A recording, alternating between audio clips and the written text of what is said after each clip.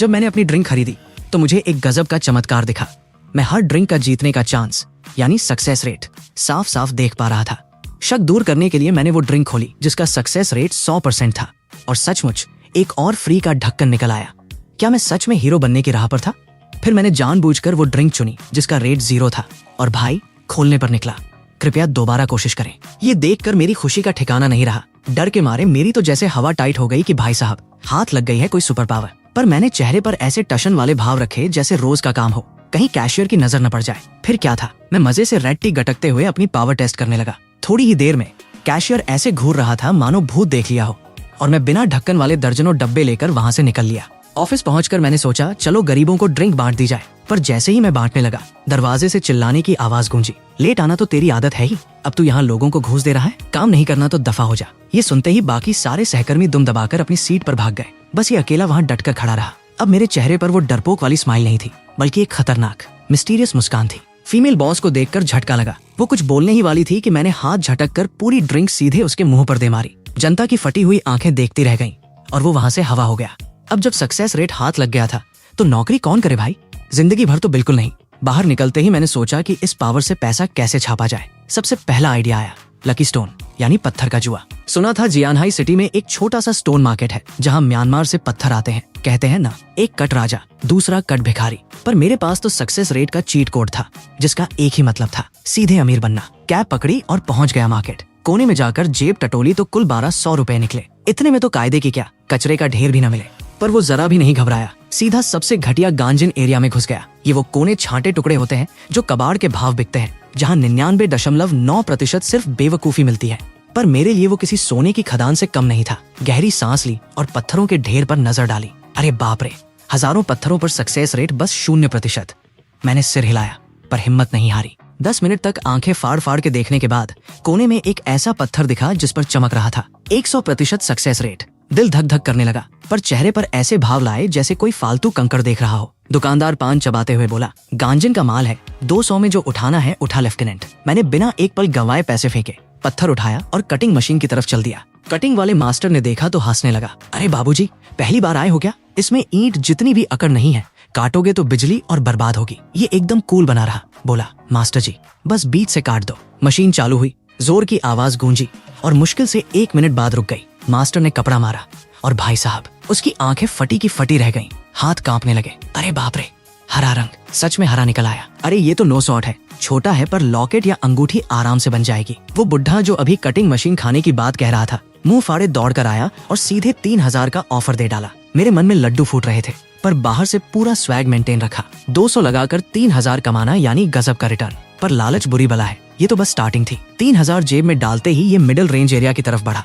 यहाँ माल थोड़ा तगड़ा था। आधे घंटे की छानबीन के बाद एक तरबूज के साइज का पत्थर दिखा जिस पर लिखा था 100% success rate, variety high ice type, मतलब एकदम प्रीमियम, कीमत लाखों में पहुंच सकती है।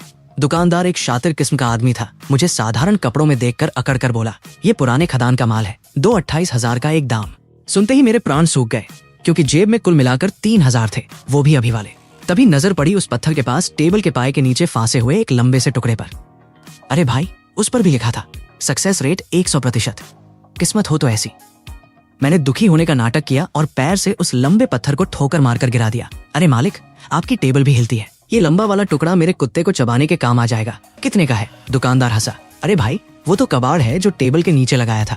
चल 800 दे दे। क्या एक कबाड़ के 800? 300 लोगे तो बोलो, वरना वो चला। अरे रुको रुको, चलो 300 में ले जाओ। 300 रुपए गूगल पे किए। लंबा वाला पत्थर बगल में दबाया और ये सीधा कटिंग मशीन वाले बाबा के पास पहुंच गया। पर इस बार मैंने अंकल को छूने भी नहीं दिया, सीधा ग्राइंडर उठाया और खुद ही पत्थर को घिसना शुरू कर दिया, क्योंकि मुझे पता था कि माल बिल्कुल छिलके के पास है। कटिंग मशीन चलाई तो अंदर की हीरे जैसी चीज की लंका लग जाएगी। जैसे जैसे ग्राइंडर घिसा, पत्थर के अंदर से चमचमाती नीली हरी चमक बाहर निकल आई। पूरा बाजार जो अभी तक शोर मचा रहा था, एक सेकंड में ऐसा सन्नाटा छा गया जैसे किसी ने सबका साउंड म्यूट कर दिया हो। फिर तो भाई सबकी आहें निकलना शुरू हुई। अरे मैया रे, ये तो आइस स्नो टाइप है, ऊपर से ब्लू फ्लोरल पैटर्न, पानी देखो, शाइन देखो, कतई जहर माल है गुरु।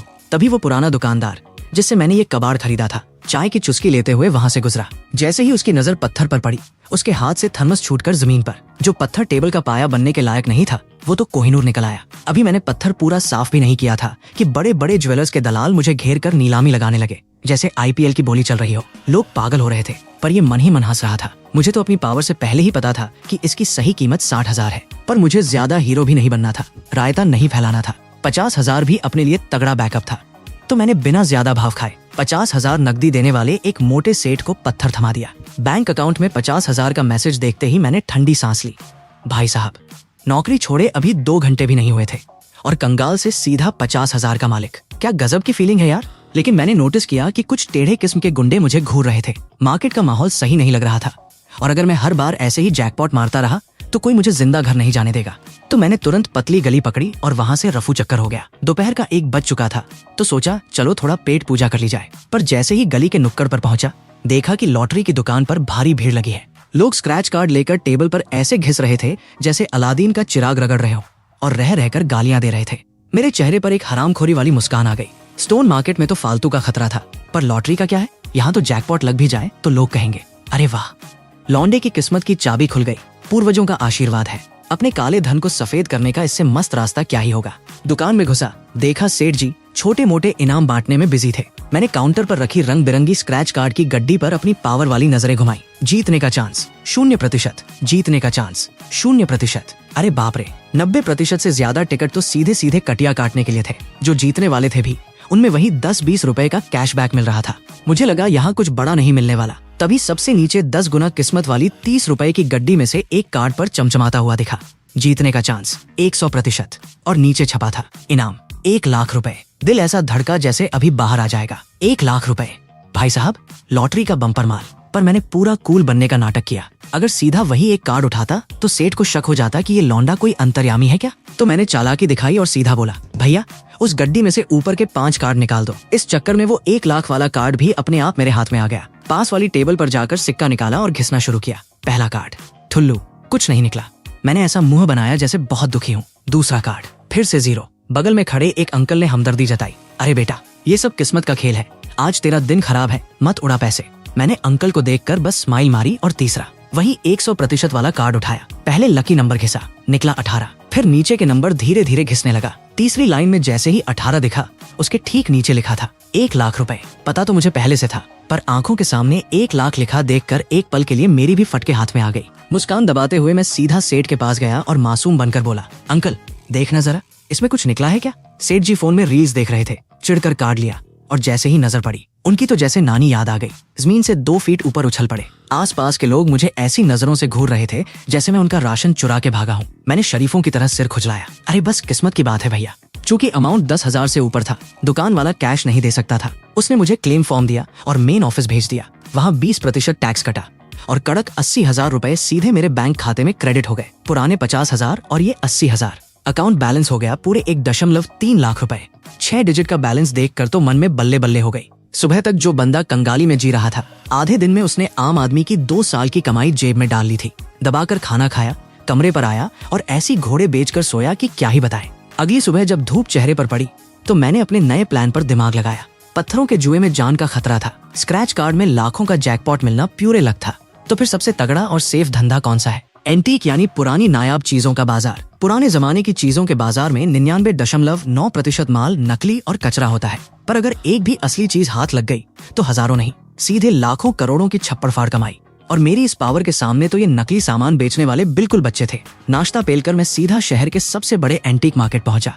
चारों तरफ भीड़, पुरानी पेंटिंग्स, बर्तन, पीतल के गणेश जी और नकली मूर्तियां सजी थी। मैंने जेब में हाथ डाले, टशन में घूमना शुरू किया और अपनी सक्सेस रेट वाली आंखें चालू कर दी। असली होने का चांस 0%। चाइनीज माल, असली होने का चांस 0%। प्लास्टिक का पेंट, असली होने का चांस 0%। कल रात बनाया गया कचरा, जहां भी देखूं बस 0 ही 0। एक आध जगह 100% दिखा भी तो नीचे लिखा आता 100% असली। पिछले हफ्ते की चाय की केतली या 100% असली। 1980 का जंग लगा ताला। मैंने जोर से सिर पीटा, अबे यार, यहाँ तो असली के नाम पर बस कबाड़ भरा पड़ा है। 1 घंटे तक आंखें फोड़ने के बाद जब मेरी आंखें दुखने लगी और मैं बैठने ही वाला था कि गली के एक कोने में लगे अजीब से ठेले पर मेरी नजर टिक गई। वहाँ एक सूखा सा बुढ़ा गोल टोपी लगाए बैठा था। उसके ठेले पर मिट्टियों से सने फटे पुराने कटोरे और जंग लगे सिक्के पड़े थे, जैसे सीधा किसी की कब्र खोद कर लाया हो। मैंने आदत से मजबूर होकर उस कबाड़ पर अपनी सक्सेस रेट वाली आंखें दौड़ाई। सोचा यहाँ भी 0 ही मिलेगा, पर अचानक कोने में चमकते अक्षरों में लिखा दिखा, असली होने का chance 100%। Chief type, king dynasty खास, छोटे पत्तों वाला शीशम सील बॉक्स। अरे बाप रे, साक्षात किंग साइज का असली माल। ये तो खाली डिब्बा भी अगर नीलामी में गया तो कम से कम लाखों में बिकेगा। मैंने दिल की धड़कन संभाली और नाटकबाजी चालू की। एक टूटे कटोरे को उठाकर बोला, बाबा ये कितने का है? बुढ़े की सोई हुई आंखें एकदम से पट से खुली। बोला, अरे वाह बाबूजी, आंखें हैं तुम्हारी। ये तो सौंग राजवंश की पुरानी धरोहर है, थोड़ा सा क्रैक है पर इसका ऐतिहासिक मूल्य बहुत भारी है। समझदार लगते हो, बस 50,000 दे दो। मेरे मन में तो गालियां निकल रही थी क्योंकि स्क्रीन पर साफ लिखा था, कल रात की जली हुई चीनी मिट्टी। पर मैंने मुंह बनाकर कहा, अरे दादा इतना महंगा?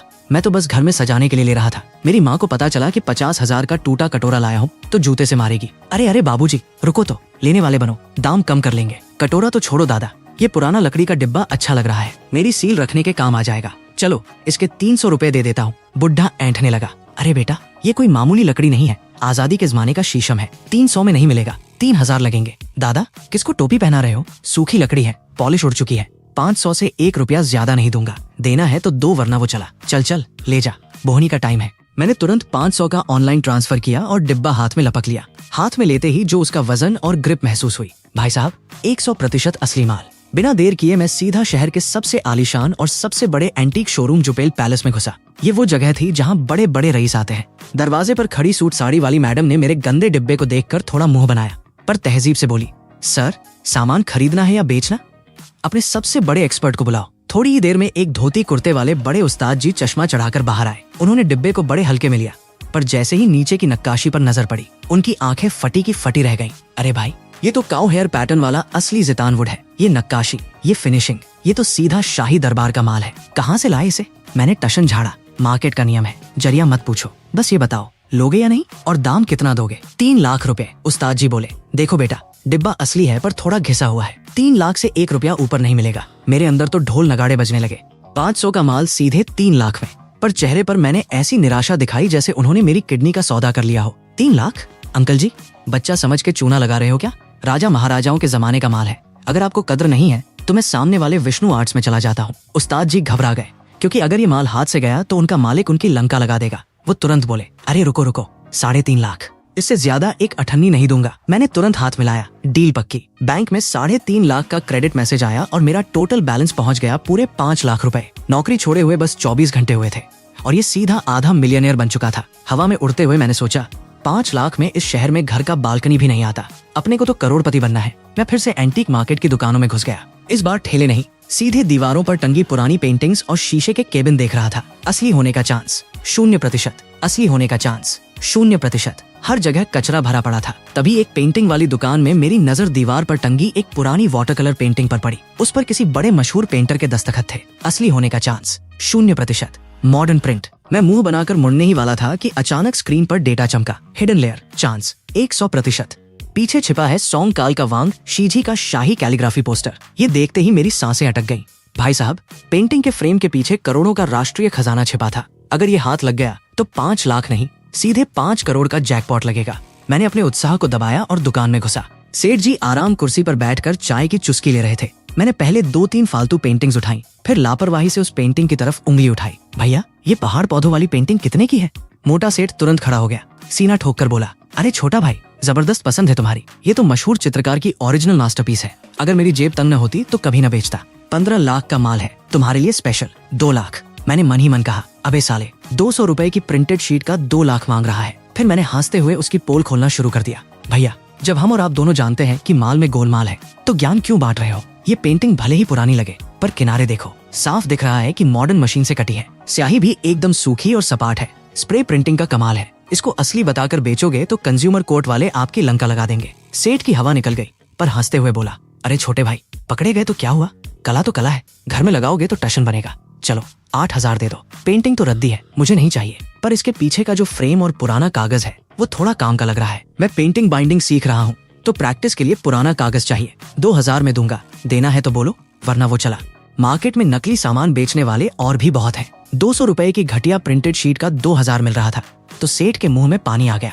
उसने तुरंत पेटीएम का QR कोड आगे कर दिया। चलो भाई 2,000 में ले जाओ, तुम भी क्या याद रखोगे। 2,000 का मैसेज बजते ही उसने पेंटिंग लपेटकर मुझे थमा दी। पेंटिंग हाथ में आते ही मेरी छाती गजब से चौड़ी हो गई। भाई साहब 2000 रुपए में करोड़ों की नेशनल ट्रेजर हाथ लग चुकी थी। खुशी के मारे गाड़ियां ओवरटेक करता हुआ मैं सीधे कमरे पर पहुंचा। दरवाजा अंदर से बंद किया, टेबल साफ की और उस पेंटिंग को बिछा दिया। पुरानी पेंटिंग्स में छुपाकर सामान रखने की कला बहुत बारीक होती है। मैंने नीचे से सर्जिकल ब्लेड और पानी का स्प्रे बोतल मंगवाया। स्प्रे से पानी की बारीक बूंदें किनारों पर मारी ताकि पुरानी गोंद नरम पड़े। फिर ब्लेड की नोक से एकदम संभाल कर किनारे से कट लगाया। सांसें थमी हुई थी, हाथ जरा सा भी हिलता तो करोड़ों का नुकसान हो जाता। पूरे 2 घंटे की मेहनत और पसीने से भीगने के बाद जब ऊपर की नकली परत हटी तो अंदर से निकला असली खजाना। सोंग राजवंश का वो शाही कैलीग्राफी पोस्टर। पन्नों पर भले थोड़ा सा वक्त का निशान था, पर लिखावट ऐसी थी जैसे अभी अभी स्याही सुखी हो। सबसे बड़ी बात, कोने में सोंग काल के राजाओं की और आगे चलकर महाराजाओं की शाही लाल मोहरें लगी हुई थी। मेरी तो फटी की फटी रह गई। टेबल पर झुका, मैं हांफने लगा। इंटरनेट पर ऐसी ही एक आधी अधूरी शाही कैलीग्राफी करोड़ों में बिकी थी। अगर इसकी बोली लगी तो कम से कम 10 से 20 करोड़ रुपए सीधे जेब में। सोचो जरा, 1200 रुपए से शुरुआत की थी और 48 घंटे के अंदर सीधे 10 करोड़ से ऊपर के खजाने का मालिक। अभी मैं सोच ही रहा था कि इस खजाने को सेफली कैश में कैसे बदलूं, तभी मेरा फोन तेजी से बजा। Unknown number. मैंने फोन उठाया तो उधर से एक भारी और खतरनाक आवाज आई। वही हो ना जिसने आज दोपहर जुपेल पैलेस में 500 रुपए का डिब्बा 3.5 लाख में चेपा था। मेरी रीढ़ की हड्डी में ठंडक दौड़ गई। तुम कौन हो? तुम्हें मेरा नंबर कहाँ से मिला? शांति रखो छोटे भाई, एंटीक मार्केट में कोई बात छिपी नहीं रहती। 500 का सामान 3.5 लाख में बेचने के लिए जिगर और आंखें दोनों चाहिए। कल रात शहर के बाहर वाले फार्म हाउस पर एक बहुत बड़ा गुप्त बाजार लग रहा है। जमीन के नीचे से निकले कुछ बहुत भारी माल आ रहे हैं। परखने के लिए तेरी जैसी बाज की नजर चाहिए। अगर असली माल पहचान दिया तो 10 लाख रुपए कमीशन नकद। आना हो तो आना, पर पुलिस को मत बताना। फोन कट गया और टोन बजने लगी। मेरी आंखें सिकुड़ गईं। समझ आ गया कि एंटीक बाजार का खेल जितना मैंने सोचा था उससे कहीं ज्यादा खतरनाक है। मेरी एक डील से ही लोग मेरे पीछे पड़ गए थे और मेरी पूरी कुंडली निकाल ली थी। साधारण इंसान होता तो डर के मारे उसकी फट के हाथ में आ जाती और वो रात की ट्रेन पकड़कर भाग जाता, पर मेरे पास तो वो शक्ति थी जो हर झूठ के पार देख सकती है। मेरे चेहरे पर एक शातिर और टशन भरी मुस्कान आ गई जब सामने से चलकर पैसा आ रहा है। तो चलो देखते हैं इस खेल का असली खिलाड़ी कौन बनता है। रात गुजरी और अगली सुबह होते ही मैंने उस शाही कैलीग्राफी को बाजार में बेचने की बिल्कुल भी जल्दबाजी नहीं दिखाई, क्योंकि भाई साहब, इतने बड़े लेवल का नेशनल ट्रेजर अगर बिना सोच समझे किसी भी ऐरे गैरे को बेचने जाओ तो सामने वाला कीमत तो गिराएगा ही, साथ ही पीछे से कोई गुंडा या अथॉरिटी लगा देगा सो अलग। और मैं ठहरा बस थोड़ा बहुत कैश जेब में लेकर घूमने वाला आम बंदा। किसी बड़े माफिया से पाला पड़ा तो मेरी तो सीधे लंका लग जाएगी। तो मैंने तुरंत कैब पकड़ी और सीधा पहुंचा शहर की सबसे बड़ी बैंक में। वहां 2000 रुपए फूंक कर सबसे हाई सिक्योरिटी वाला लॉकर किराए पर लिया और उस नायाब खजाने को सेफ के अंदर ठूंस कर ताला मार दिया। तब जाकर मेरी अटकी हुई सांस वापस आई कि चलो कम से कम खजाना तो सेफ है। जैसे ही शाम का अंधेरा ढला मैं उस रहस्यमयी SMS वाले पते पर निकल पड़ा। शहर के उत्तर में बना यूनशुई विला। कहने को तो वो एक VVIP प्राइवेट क्लब था, पर था साला एकदम बियाबान जंगल में। आसपास दूर दूर तक एक स्ट्रीट लाइट तक नहीं थी। कैब वाले ने मुझे उतारा और ऐसे एक्सीलेटर दबा के भागा मानो पीछे भूत पड़ गया हो। मैंने सिर खुजलाया, अरे भाई इतनी भी क्या फट रही है। फिर मैं उस अंधेरी सन्नाटे वाली गली में आगे बढ़ा। अभी गेट तक पहुंचा भी नहीं था कि झाड़ियों के पीछे से 2 बाउंसर जैसे काले सूट वाले पहलवान निकल आए। अरे ओए, कहाँ घुसा चला आ रहा है? आज विला बंद है। मैंने भी टशन झाड़ा। तुम्हारे मालिक ने ही बुलाया है आज रात के बड़े खेल में बाज की नजर लगाने। उनमें से एक ने मुझे ऊपर से नीचे तक घूरा, फिर उसके कान के वॉकी टॉकी में आवाज आई, आने दो। उन्होंने रास्ता छोड़ दिया और बोले, सेठ जी ऊपर 2nd फ्लोर पर वेट कर रहे हैं। विला के अंदर का नजारा देखकर मेरी आंखें फटी की फटी रह गई। बाहर भले कबाड़खाना लग रहा था, पर अंदर ऐसा आलीशान झूमर और मार्बल लगा था कि क्या ही बताऊं। तभी एक सुंदर सी साड़ी वाली मैडम आई और मुझे VIP रूम में ले गई। भारी भरकम दरवाजा खुला और अंदर का माहौल देखते ही मेरी थोड़ी सी फट के हाथ में आ गई। कमरे के बीचों बीच एक विशाल टेबल लगी थी। बीच में बैठा था 40-45 साल का एक कड़क बंदा, जिसके चेहरे पर लिखा था माफिया। यही था वो सेवन जी। उसके बाईं तरफ 3 60 साल के बुढ़े चश्मा चढ़ाए बैठे थे, जिनकी शक्ल देखकर ही लग रहा था कि एंटीक बाजार के पुराने चावल हैं। मुझे देखते ही सोने का चश्मा पहने एक बुढ़े ने मुंह बनाकर थूका, अरे सेठ जी ये क्या मजाक है? आज इतने बड़े करोड़ के सौदे में हम 3 पुराने उस्तादों को बुलाया सो तो ठीक है, पर इस दूध पीते बच्चे को यहाँ क्यों ले आए? सेवन जी हंसा, अरे गुप्ता जी शक्ल पर मत जाओ। इस लौंडे ने कल ही 500 रुपए के कबाड़ में से 3.5 लाख का असली शीशम का डिब्बा निकाला है। नजर इसकी तुम तीनों से कम नहीं है। तीनों बुढ़ों के मुंह पर तमाचा पड़ा, पर फिर भी मुझे घूरते रहे। मैंने उनकी बकवास को घास नहीं डाली, सीधा कुर्सी खींच कर बैठा और कूल बनते हुए बोला, सेठ जी टाइम पास छोड़ो, रूल्स मुझे पता है। माल कहाँ है? सेवन जी मुस्कुराया और ताली बजाई। तुरंत 4 बाउंसर 3 भारी भरकम लकड़ी के बक्से उठाकर लाए। बक्सा खुलते ही ऐसी सड़ी हुई मिट्टी और केमिकल की बदबू आई कि मेरी तो नाकों में दम हो गया। ये तीनों माल अभी अभी खुदाई से निकले हैं। शाही जमाने का तांबे का बर्तन और पुरानी मूर्तियाँ। आज रात एक बड़ा खरीदार आ रहा है जो 2 करोड़ फेंकने को तैयार है, पर मैं बिना पक्के सबूत के सौदा नहीं करता। तुम चारों में से जो भी मुझे आज इन तीनों चीजों का 100% सच बता देगा। टेबल पर रखा ये 10 लाख कैश उसका। इतना कहते ही बाउंसर ने कड़क नोटों से खचाखच भरा काला बैग टेबल पर पटक दिया। गड्डियां देखकर तीनों बुड्ढों की आंखों में ऐसी हवस जागी जैसे भूखे भेड़ियों ने मांस देख लिया हो। वे तुरंत आव देखा नताव, लेंस और टॉर्च लेकर सामान पर टूट पड़े, पर ये हिल तक नहीं। मैंने अपनी सक्सेस रेट वाली आंखें चालू की और तीनों चीजों का कच्चा चिट्ठा सामने आ गया। 1, पहली मूर्ति मिट्टी से सनी तगड़ी शाइन वाली, असली होने का चांस 0%, पिछले महीने की भट्टी का माल। दूसरी पुरानी कटोरी, असली होने का चांस 0%, केमिकल एसिड से सड़ाई गई प्लास्टिक मिट्टी। तीसरा, सबसे भारी तांबे का बड़ा मटका जिस पर हरा लाल जंग लगा था, असली होने का चांस 0%, कल रात केमिकल छिड़क कर बनाया गया कबाड़। मेरे चेहरे पर एक खतरनाक मुस्कान आ गई। अबे साले, ये कोई खजाना नहीं, सीधा सीधा फ्रॉड माल था। पर सबसे अजीब बात तो अब हुई। तीनों बुढ़े 20 मिनट तक लेंस से देखने का नाटक करते रहे, फिर फुसफुसाए और वो चश्मे वाला बुढ़ा छाती ठोक कर बोला, सेठ जी मुबारक हो। तीनों के तीनों 100% असली शाही जमाने के खजाने हैं, खासकर ये तांबे का मटका। ये तो म्यूजियम का माल है। 2 करोड़ क्या, 3 करोड़ में भी कम है। हाँ सेठ जी, रंग रूप एकदम असली है। आपकी तो लॉटरी लग गई। 7 जी ने मेरी तरफ देखा। अरे छोटे, तूने तो हाथ भी नहीं लगाया, देखना नहीं चाहता या समझना ही नहीं आता। मैंने टेबल पर रखी चाय की चुस्की ली और मन ही मन हंसा, क्योंकि मैंने अभी अभी अपनी पावर से उन तीनों बुड्ढों का प्रोफाइल चेक किया था। आपस में मिलकर सेठ को चूना लगाने का चांस 100%। अरे बाप रे, ये तीनों पुराने उस्ताद चोरों और नकली माल बनाने वालों से मिले हुए थे। वे सेठ की कम अक्ल का फायदा उठाकर नकली कबाड़ चिपकवा कर 2 करोड़ ऐंठना चाहते थे, और सेठ को उन पर शक था, इसलिए उसने मुझे तीसरे बंदे के रूप में बुलाया था। अब तो खेल का मजा आ गया। मैंने चाय का कप रखा और खड़ा हो गया। सेठ जी, ये 10 लाख का बैग तो मेरा है। चश्मे वाला बुढ़ा भड़क गया। अबे कल के लौंडे, तेरी हिम्मत कैसे हुई? हमने पास कर दिया है, तू कौन होता है बोलने वाला? मैंने उसको इग्नोर किया और सीधा उस भारी तांबे के मटके के पास पहुंचा। फिर 7 जी की आंखों में आंखें डालकर बोला, सेठ जी, अगर ये असली हुआ तो करोड़ों का है, पर अगर मैं इसे अभी हथौड़े से तोड़ दूं तो आपको दुख तो नहीं होगा ना? 7 जी कड़क आवाज में बोला, अगर तूने साबित कर दिया कि ये नकली है तो तू इसे फोड़ दे, लेकिन अगर ये असली निकला तो आज रात तू और ये तीनों बुढ़े इस विला से जिंदा बाहर नहीं जाओगे। इतना सुनते ही कमरे में खड़े 10 बाउंसरों ने अपनी अपनी डंडे और कट्टे निकाल लिए। तीनों बुढ़ों की तो डर के मारे फट के हाथ में आ गई। उनके मुंह से आवाज निकलना बंद हो गई। सेठ जी, ये आप क्या कर रहे हैं? पर मुझे जरा भी फर्क नहीं पड़ा। मैंने तुरंत पास रखे बाउंसर के हाथ से लोहे का रॉड छीना और सीधे उस भारी तांबे के मटके पर दे मारी। धाड़ करके एक जबरदस्त आवाज आई, और जो मटका सदियों पुराना और अटूट बताया जा रहा था, उसका एक कोना ताश के पत्तों की तरह टूट कर गिर गया। अंदर से चमचमाता हुआ मॉडर्न पीतल झांकने लगा। पूरे कमरे में सन्नाटा छा गया, ऐसा सन्नाटा जैसे किसी का मर्डर हो गया हो। मैंने उस चमकीले कोने पर उंगली मारी और जहर उगला। अरे गुप्ता जी, जरा अपनी बाज जैसी आंखों से देखकर बताओ, क्या ईसा पूर्व जमाने में भी ऐसी बिजली वाली भट्टी से ढलाई होती थी? और ये अंदर का पीतल, इसमें कौन सा प्राचीन केमिकल मिला है? गुप्ता बुढ़ा वो चमकता पीतल देखते ही धड़ाम से घुटनों के बल जमीन पर गिर पड़ा। हाथ पैर ऐसे कांपने लगे जैसे 440 वोल्ट का झटका लग गया हो। मैं यही नहीं रुका। मैंने दूसरा वो प्राचीन ऊंट उठाया और उठा के जमीन पर पटका। छपाक करके उसके 50 टुकड़े हो गए। मैंने सबसे बड़ा टुकड़ा उठाया, उल्टे साइड घुमाया और सीधा 7 जी की नाक के आगे चिपका दिया। उसके नीचे मॉडर्न डाई से साफ साफ लिखा था, मेड इन चाइना। बाउंसरों में से एक बंदे की तो हंसी छूट गई, पर 7 जी का मुंह मारे गुस्से के कड़वा जहरीला हो गया। तुम तीनों बुड्ढों की इतनी औकात, मेरी पीठ पीछे मुझे ही चूना लगा रहे थे। 7 जी गर्जा, घसीट के बाहर ले जाओ, टांगे तोड़ो और सीधा नदी में फेंक दो। बाउंसरों ने तीनों बुड्ढों को गिरेबां की तरह पकड़ा और घसीटते हुए बाहर ले गए। उनकी चीखें दूर तक गूंजती रहीं। कमरा शांत हुआ तो 7 जी ने एक लंबी सांस ली। मेरी तरफ देखा तो उसकी आंखों में खौफ और इज्जत दोनों साफ दिख रही थी। छोटू, मानना पड़ेगा, जिगर भी है और नजर भी।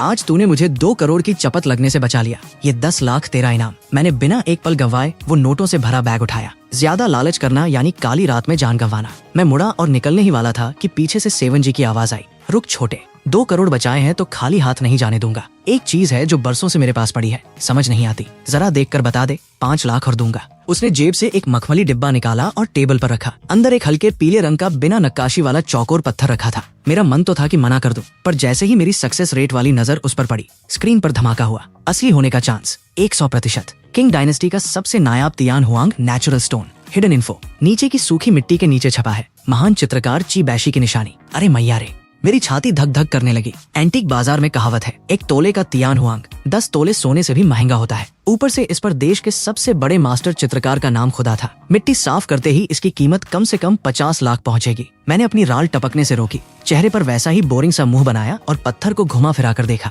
सेठ जी, सच बताऊं, पत्थर तो वही है, पर असली अच्छी क्वालिटी वाला नहीं है। इसमें डस्ट है, रंग भी दबा हुआ है, मुश्किल से 2-3 लाख का माल होगा। ऊपर से नीचे गंदी मिट्टी जमी है जो अंदर तक घुस चुकी है। सेठ ने माथा पीटा, अरे यार, मैंने तो 10 लाख में खरीदा था, कट गया मेरा। मैंने मासूमियत का कार्ड खेला। सेठ जी, रिश्ता बना रहे इसलिए एक बात बोलूं, मेरे दादाजी को ऐसे पीले पत्थरों से खेलने का शौक है। आपने आज 10 लाख दिए हैं, मुझे ठीक नहीं लग रहा। एक काम करो, इस 10 लाख में से 5 लाख आप वापस रख लो और ये पत्थर मुझे दे दो। आपके घाटे की भरपाई भी हो जाएगी और दादाजी भी खुश। सेठ को लगा कि लौंडा इमोशनल बेवकूफ है, अपने ही कमाए पैसे मुझे वापस दे रहा है। वो तुरंत हंसकर बोला, चल भाई, तू भी क्या याद रखेगा, ले जा खेल। मैंने तुरंत बैग से 5 लाख कैश निकाल कर टेबल पर पटके, वो नायाब पत्थर जेब में ढूंसा और बिना पीछे देखे विला से बाहर निकल आया। टैक्सी में बैठते ही मैंने जो राहत की सांस ली, भाई साहब, पूरी पीठ पसीने से भीगी हुई थी, मौत के मुंह से निकल कर आया था। कमरे पर पहुंचते ही मैंने गुनगुना पानी लिया, एक सॉफ्ट ब्रश उठाया और पत्थर के नीचे जमी मिट्टी को धीरे धीरे घिसना शुरू किया। जैसे ही मिट्टी की परत हटी, 4 प्राचीन सुंदर अक्षर निकल आए, ची बैशी की निशानी। अरे बल्ले बल्ले, मैं तो मारे खुशी के बेड पर उछलने लगा। अगले दिन मैं किसी छोटे मोटे बाजार नहीं गया, सीधा शहर के सबसे बड़े ऑक्शन हाउस पहुंचा, जहां बड़े बड़े रईस बोली लगाते हैं। 3 इंटरनेशनल एक्सपर्ट्स ने चेक किया और मुहर लगा दी। 100% असली शाही मास्टरपीस। सामने ऑक्शन में महीनों लग जाते, इसलिए मैंने रिस्क नहीं लिया और सीधे 38 लाख रुपए में ऑक्शन हाउस के साथ डायरेक्ट बायआउट डील साइन कर ली। टैक्स और कमीशन कटने के बाद कड़क 38 लाख रुपए सीधे मेरे बैंक खाते में लैंड हुए। पुराने 50,000 मिलाकर अब मेरा टोटल बैलेंस था पूरे 43 लाख रुपए। 1,200 रुपए से 43 लाख। संपत्ति 3,500 गुना बढ़ चुकी थी, पर मैंने दिमाग ठंडा रखा। एंटीक बाजार के गुंडों की नजर अब मुझ पर थी। अगर मैं बार बार यहाँ से खजाना निकालता रहा तो कोई दिन गोली खा जाऊंगा। मुझे ऐसा बाजार चाहिए था जहाँ पैसा लीगल हो, बाजार बड़ा हो और किसी बाप का डर न हो। और वो जगह थी गुआंगडोंग का पिंगझो जेड मार्केट। पूरे देश की सबसे बड़ी असली हीरों और पत्थरों की सरकारी नीलामी, जहां म्यांमार से सीधे बड़े बड़े पत्थर आते हैं और एक एक पत्थर पर करोड़ों की बोली लगती है। मेरी सक्सेस रेट वाली पावर के सामने वो पूरा ऑक्शन मार्केट ताश के पत्तों की तरह ढहने वाला था। मैंने 50,000 रुपए खर्च करके ऑक्शन का VIP एंट्री पास बनवाया, पहली क्लास का फ्लाइट टिकट बुक किया और सीधा गुआंगडोंग के लिए उड़ान भर ली। शाम को जब मेरे कदम पिंगझो की जमीन पर पड़े तो हवा में ही पैसों की खनक महसूस हो रही थी। जैसे ही मैंने पिंगझो में कदम रखा, भाई साहब, वहाँ तो हर इंसान के सिर पर सिर्फ और सिर्फ जमर्रद और हीरों का भूत सवार था। सड़कों पर गाड़ियों से ज्यादा तो कटिंग फैक्ट्रियां और चमचमाती दुकानें थीं और हवा में ऐसी मिट्टी पत्थर की महक थी मानो पूरे शहर का ही ईमान डोल चुका हो। अगली सुबह मैं अपना VIP पास छाती पर चिपकाकर पिंगझो ऑक्शन के ग्रैंड हॉल में पहुंचा और भाई, अंदर का नजरा देखते ही मेरी आंखें फटी की फटी रह गईं। 2 फुटबॉल के मैदान जितना बड़ा वो हॉल, जहाँ लाखों करोड़ों के पत्थर ऐसे बिखरे पड़े थे जैसे हमारे यहाँ बाजार में आलू प्याज बिक रहे हो। कुछ पत्थर मुट्ठी भर तो कुछ सीधे कार जितने बड़े। हर पत्थर पर लाल पेंट से नंबर और बेस प्राइस लिखा हुआ था। बड़े बड़े अमीर सेठ और बिजनेस टाइकून हाथ में टॉर्च लिए जमीन पर रेंग रेंग कर पत्थरों की कुंडली खंगाल रहे थे। बीच बीच में जैसे ही कटिंग मशीन की घुर्रर आवाज आती, किसी की चीखें निकलती तो कोई नाचने लगता। एक तरफ सीधे जन्नत तो दूसरी तरफ सीधे लंका। पर मेरे लिए, अरे दादा, ये तो सीधा सीधा अनलिमिटेड कैश निकालने का ATM था। मैंने लंबी सांस ली और अपनी सक्सेस रेट वाली तीखी आंखें चालू कर दी। पलक झपकाते ही पूरी दुनिया डेटा के समंदर में बदल गई। हेहरा माल निकलने का चांस 0%। हेरा माल निकलने का चांस 0%। डेहरा माल निकलने का चांस 100%। ज्यादातर पत्थर तो बिल्कुल रद्दी और कबाड़ थे, पर मैंने जल्दबाजी नहीं की, क्योंकि यहाँ का खेल 2 तरीकों से चलता है। ओपन बोली, जहाँ सब चिल्ला चिल्लाकर बोली लगाते हैं, और सीक्रेट बॉक्स बोली, जहाँ पर्ची पर दाम लिखकर डिब्बे में डालना होता है। मेरे पास तो कुल जमा 43 लाख रुपए थे। अरबपति सेठों के सामने मेरा ये बजट तो बिल्कुल ऊंट के मुंह में जीरा जैसा था। अगर मैं चमकते हुए जबरदस्त पत्थरों पर बोली लगाता तो ये अमीर सेठ मुझे चील की तरह नोच खाते। इसलिए मेरी निंजा तकनीक साफ थी। ऐसा पत्थर ढूंढो जो बाहर से बिल्कुल भद्दा और बकवास दिखे, सब उसे रद्दी समझकर थूके, पर अंदर छुपा हो अरबों का खजाना। मैं 3 घंटे तक सीक्रेट जोन में भटकता रहा। 1,200 पत्थर स्कैन मारे, कुछ 100% वाले मिले भी, पर अंदर का माल ऐरा गहरा था, जिसे बेचकर मुश्किल से 2-4 लाख ही बचते। मेरा पेट इतने छोटे मुनाफे से नहीं भरने वाला था। चलते चलते जब मेरी टांगे जवाब दे गईं और मैं पानी पीने कोने की तरफ बढ़ा, तभी सबसे आखिरी कोने में कचरे के ढेर की तरह पड़ा एक काला कलूटा पत्थर मेरी नजर में आ गया। तरबूज के साइज का वो पत्थर ऐसा खराब था कि कोई उसे फ्री में भी न ले। काला रंग, ऊपर से एक इतनी भयानक दरार जैसे किसी ने कुल्हाड़ी से 2 टुकड़े कर दिए हो, और ऊपर से जहरीले काले धब्बे। पत्थर बाजार का नियम है, अगर काले धब्बे और दरार आ गई तो अंदर चाहे हीरा ही क्यों न हो, वो चूर चूर हो चुका होगा। इसलिए उस बदसूरत पत्थर की शुरुआती कीमत रखी गई थी सिर्फ 10,000 रुपए, पर फिर भी कोई उसकी तरफ थूक तक नहीं रहा था। पर जैसे ही मेरी पावर वाली नजर उस रद्दी पत्थर पर पड़ी, मेरी आंखें फैलकर तरबूज हो गईं। स्क्रीन पर चमचमाते अक्षरों में लिखा आया, हरा माल निकलने का चांस 100%। क्वालिटी, दुनिया का सबसे दुर्लभ और महंगा इंपीरियल डार्क ग्रीन। अरे बाप रे, इस साइज के पत्थर से अगर एक छोटा सा टुकड़ा भी निकल आए तो उसकी कीमत करोड़ों में होगी। और इस तरबूज जितने बड़े पत्थर में ऊपर की सिर्फ 3 सेंटीमीटर की दरार को छोड़ दें तो अंदर का पूरा माल मक्खन जैसा साफ और बेदाग था। इस पत्थर का नंबर था 8864 और सीक्रेट बॉक्स बिल्कुल खाली पड़ा था।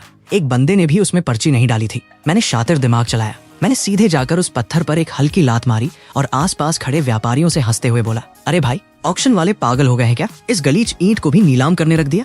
पास खड़े एक सेठ ने ठहाका मारा, अरे छोटे, ये पत्थर तो खदान वाले ने फ्री के कचरे में फेंका था। अगर तेरे पास पैसा ज्यादा हो गया है तो डाल दे पर्ची, अंदर से कोयला ही निकलेगा। मैंने भी उसके साथ झूठी हंसी। हाँ, सही कहा भाई, और वहाँ से टहलते हुए खिसक गया। पर मन में ठान लिया था, ये पत्थर तो सिर्फ मेरा है। सीक्रेट बॉक्स बंद होने में सिर्फ 10 मिनट बचे थे। मैंने कोने में जाकर पर्ची निकाली। मन में तो आया कि 20,000 लिख दूं, पर अगर किसी किस्मत के धनी जुआरी ने 50,000 डालकर बाजी मार ली तो मेरी तो लंका लग जाएगी। इसलिए मैंने कलेजे पर पत्थर रखकर एक ऐसा नंबर लिखा कि सामने वाला चाहकर भी आगे न निकल पाए। 8,88,888।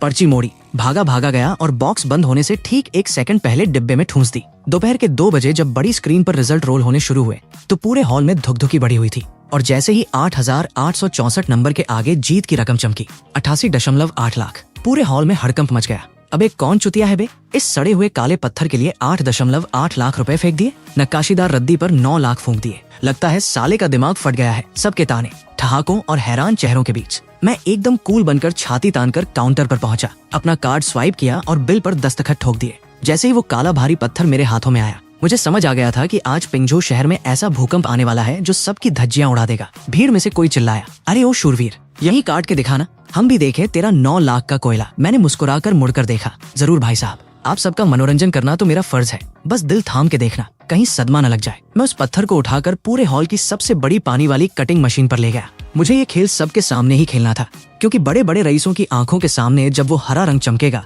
तभी मुझे इसकी सबसे बड़ी और अनमोल कीमत मिलेगी।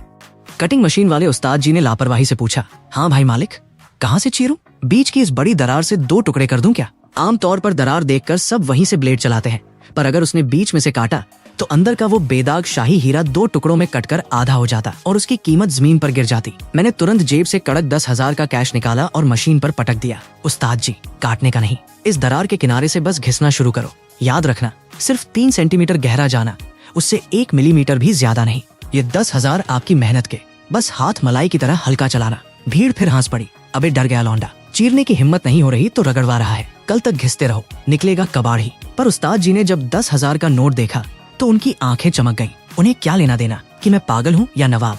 उन्होंने तुरंत पत्थर को मशीन में कसा और उस्ताद जी ने भारी भरकम सैंडर मशीन सेट की, बारीक घिसाई वाला व्हील लगाया और स्विच ऑन कर दिया। घुर्रर्रर्र की कानफोड़ू आवाज के साथ उस काले रद्दी पत्थर की ऊपर की पपड़ी उखड़ने लगी। 10 मिनट में उस्ताद जी पसीने पसीने हो गए और मशीन ठीक 3 सेंटीमीटर गहराई तक पहुंचकर रुक गई। मालिक, घिसाई हो गई है, थोड़ा पानी मार के देखोगे क्या? भीड़ में से आवाज आई। अरे क्या देखना बे, अंदर से काला कचरा पानी ही निकलेगा। सही कहा भाई, चलो टाइम वेस्ट है, चलो यहाँ से। मैंने किसी की बकवास पर ध्यान नहीं दिया।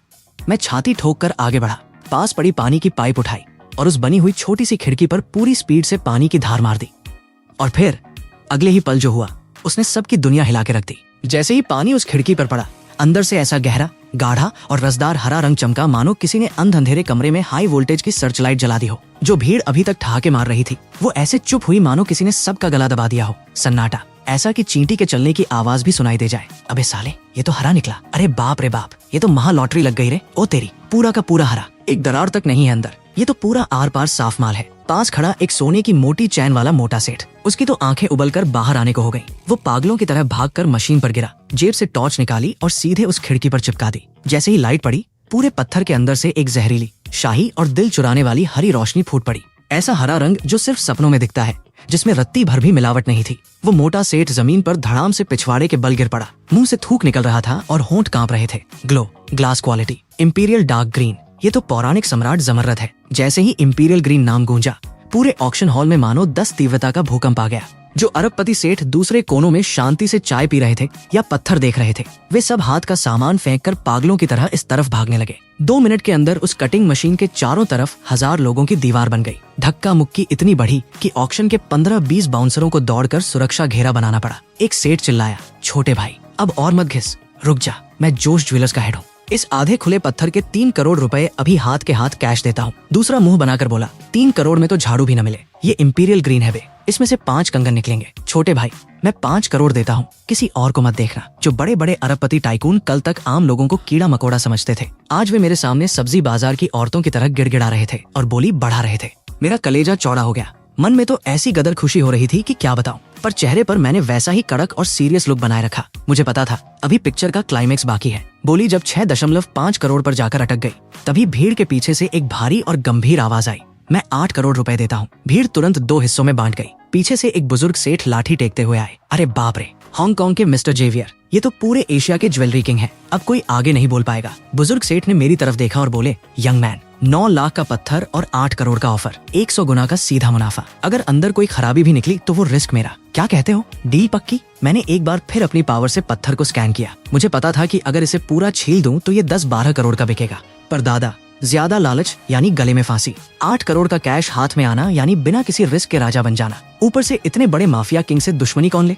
मैंने तुरंत हाथ मिलाया। सेठ जी, डील पक्की, माल आपका, पैसा मेरा। आधे घंटे बाद VIP लाउंज में मेरे फोन पर टिंग करके मैसेज आया, आपके खाते में 8 करोड़ रुपए जमा कर दिए गए हैं। कुल बैलेंस 8 करोड़ 43 लाख रुपए। 8 करोड़ 43 लाख रुपए। मेरी छाती धक धक करने लगी। 1200 रुपए से शुरू हुआ ये बंदा आज 8.4 करोड़ का मालिक बन चुका था। मैं अब आम जनता की कैटेगरी से निकलकर सीधे मल्टी मिलियनियर क्लब में प्रमोट हो चुका था। इतनी बड़ी रकम थी कि पिंगझोउ पुलिस ने मुझे बुलेट प्रूफ गाड़ी में बिठाकर एयरपोर्ट तक एस्कॉर्ट किया। फ्लाइट के फर्स्ट क्लास में बैठते ही एयर होस्टेस मेरे लिए शैंपेन लेकर आई और 100 वॉट की स्माइल दी। पर मेरा दिमाग तो आगे का गेम प्लान बना रहा था। अब मेरे पास अंधा पैसा था। पर भाई, दुनिया का नियम है, सिर्फ पैसे से काम नहीं चलता, रुतबा और पावर भी चाहिए। अगर मैं ऐसे ही टपोरियों की तरह सड़कों और गली कूचों में घूमकर खजाना ढूंढता रहा तो कोई भी बड़ा गुंडा मुझे किडनैप करके मेरी लंका लगा देगा। इसलिए मैंने ठान लिया, अब शहर के सबसे पॉश इलाके में खुलेगी देश की सबसे luxury antique and diamond investment company, जहां मैं सड़क पर घूमकर कबाड़ नहीं ढूंढूंगा, बल्कि बड़े बड़े अरबपतियों को अपने जाल में फंसाकर वही खजाना 100 गुना कीमत पर बेचूंगा। और इसी के साथ ये स्टोरी खत्म होती है। हाँ दोस्तों, खत्म हो गई स्टोरी। आपको ये वीडियो अच्छी लगी हो तो कमेंट करके जरूर बताएं और ऐसी ही वीडियोस के लिए चैनल को सब्सक्राइब करें। मिलते हैं अगली वीडियो में।